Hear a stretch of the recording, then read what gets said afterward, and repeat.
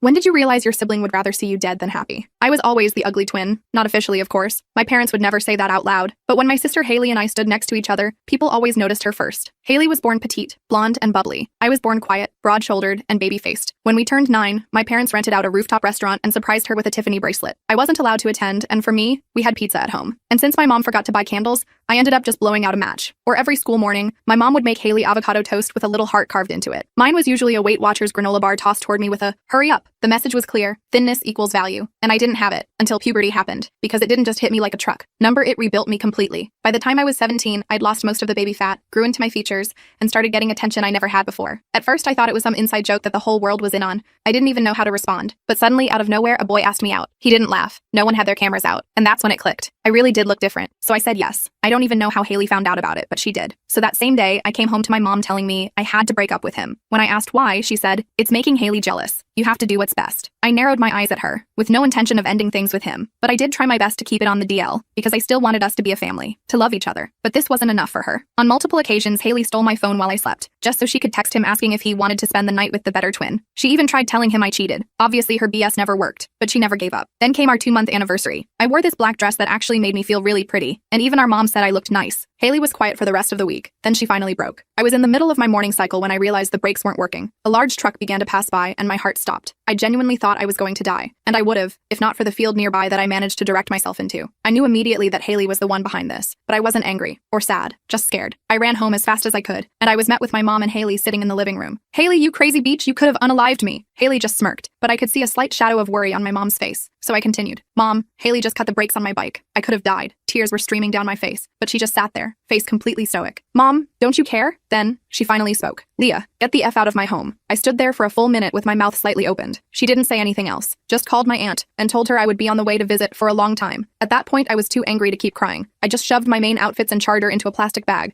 before storming out into the Uber parked outside. My veins ran cold. But 5 minutes later, I completely forgave my mom, because that's when she called me. "Honey, I'm sorry, but you're safer this way," she was whispering, voice shaking. "Your sister's jealousy has gotten out of hand." Turns out a week ago when my mom complimented me, my sister cut the brakes on her car.